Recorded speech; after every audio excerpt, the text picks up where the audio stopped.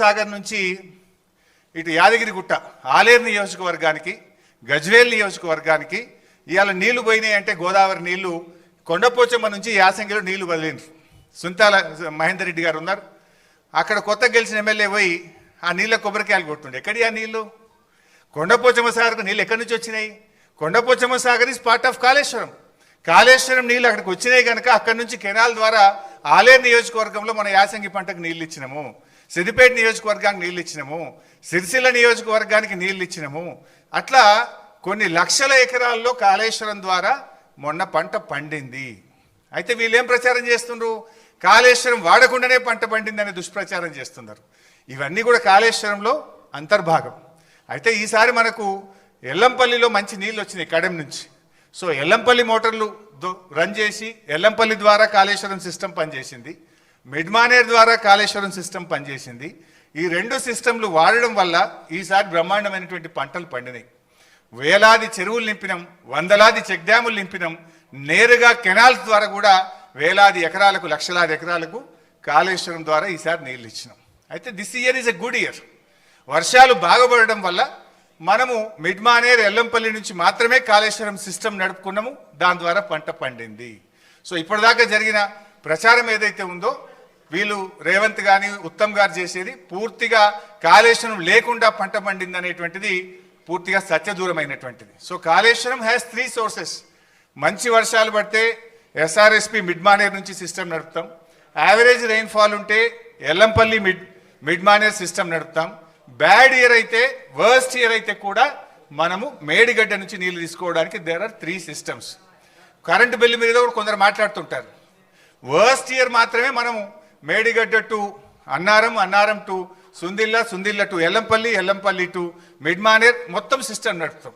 So good year ఉన్నప్పుడు ఏమవుతుంది? Only 50% of the Motors మాత్రమే నడుపుతాం మంచి వర్షపాతం ఉంటే. యావరేజ్ ఉంటే మనకు ఎల్లంపల్లి నుంచి నడుపుతాం, బ్యాడ్ ఇయర్ ఉంటే మేడిగడ్డ నుంచి నడుపుతాం. సో అందువల్ల కాళేశ్వరంకు 3 సోర్సెస్ ఉన్నాయి. సో ఈ సంవత్సరం కూడా కాళేశ్వరంతో వానకాలం పంట పండింది, యాసంగి పంట పండింది, భూగర్భ జలాలు పెరిగినాయి. మొన్నటిదాకా ఏదైతే కాంగ్రెస్ పార్టీ కాళేశ్వరం లేకుండా పంట పండిందని చెప్పిందంతా కూడా పూర్తిగా సత్యదూరమైనటువంటి విషయం. ఇన్ఫ్యాక్ట్ బీఆర్ఎస్ గవర్నమెంట్ రాకముందు ప్రాజెక్టుల ద్వారా చెరువులు నింపే ఫెసిలిటీ లేదు. కానీ కేసీఆర్ గారు నిర్ణయం తీసుకొని దాదాపు 3200 తూములు కెనాల్స్కు పెట్టి వేలాది చెరువులు నింపేటువంటి ఒక కీలకమైన నిర్ణయం ఆ రోజు బీఆర్ఎస్ ప్రభుత్వం తీసుకున్నది.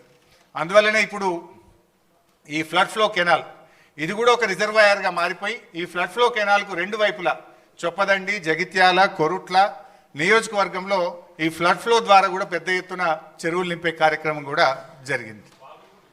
వాగుల్లో కూడా ముఖ్యంగా మొన్న కూడా నేను పంపినాం. ఈ మన మిడ్మానేర్ నుంచి మొన్న ఎండాకాలం దుబ్బాక నియోజకవర్గంలోని కుడవెల్లి వాగు నీళ్లు వదిలితే మన ముస్తాబాద్లోని అప్పర్ మానేర్ ప్రాజెక్టు నిండింది. అదేవిధంగా కొండపోచమ్మ సాగర్ నుంచి హల్దీ వాగులో నీళ్లు వదిలితే నర్సాపూర్ నియోజకవర్గం సుంతా లక్ష్మారెడ్డి గారి నియోజకవర్గంలో దాదాపు 10ల సంఖ్యలో చెక్ డ్యాంలలో వెల్దుర్తి, కొల్చారం, కౌడిపల్లి ఆయా మండలాలకు నీళ్లు వెళ్ళి బ్రహ్మాండంగా ఆ ప్రాంతంలో పంటలు పండినాయి. మన యాసంగిలో కూడా పంటలు పండినాయి. సో కాళేశ్వరం ద్వారా మనము యాసంగిలో కూడా బ్రహ్మాండమైనటువంటి పంటలు పండినాయి. సో కాళేశ్వరం వాడకుండా పంట పండిందని కాంగ్రెస్ చేస్తున్న దుష్ప్రచారం పూర్తిగా సత్యదూరమైనటువంటిది. Next right. So Kaleshwaram storage capacity Medigadda 16, Annaram 10, Sundilla 8. So అన్నీ కలిపి 141 టీఎంసీల సామర్థ్యం కాళేశ్వరం ప్రాజెక్టులో ఉంది. అయితే ఇక్కడ కూడా ఇంకా ముందు ఎక్స్ప్లెయిన్ చేస్తా. అయితే మన తెలంగాణ రాష్ట్రంలో మనకున్న ఒకే ఒక్క పెద్ద రిజర్వాయరు ఎస్ఆర్ఎస్పి. యాక్చువల్గా ఎస్ఆర్ఎస్పి తప్ప మనకు మేజర్గా స్టోరేజ్ కెపాసిటీ లేదు. ఉమ్మడి ఆంధ్రప్రదేశ్లో తెలంగాణలో కట్టిన కల్వకుర్తి కానీ, నెట్టంపాడు కానీ, భీమా కానీ, కోయిల్ సాగర్ కానీ ఏ ప్రాజెక్టులు కూడా రిజర్వాయర్లు కట్టలేదు. కానీ కేసీఆర్ గారు ముందు చూపుతోని ఇంత బ్రహ్మాండంగా 141 టీఎంసీల రిజర్వాయర్లను మరి పెద్ద ఎత్తున 16 రిజర్వాయర్లను రూపకల్పన చేసి వీటన్నిటి కూడా నిర్మించాం. కొంతమంది అంటుంటారు కాళేశ్వరం ప్రాజెక్ట్ కాస్ట్ పెరిగింది. అంతకుముందు వాళ్ళు పెట్టిన ప్రాణహిత చేవెళ్లలో 141 కాదు, కేవలం 11 టీఎంసీల సామర్థ్యం మాత్రమే ఉండేది. మరి మల్లన్న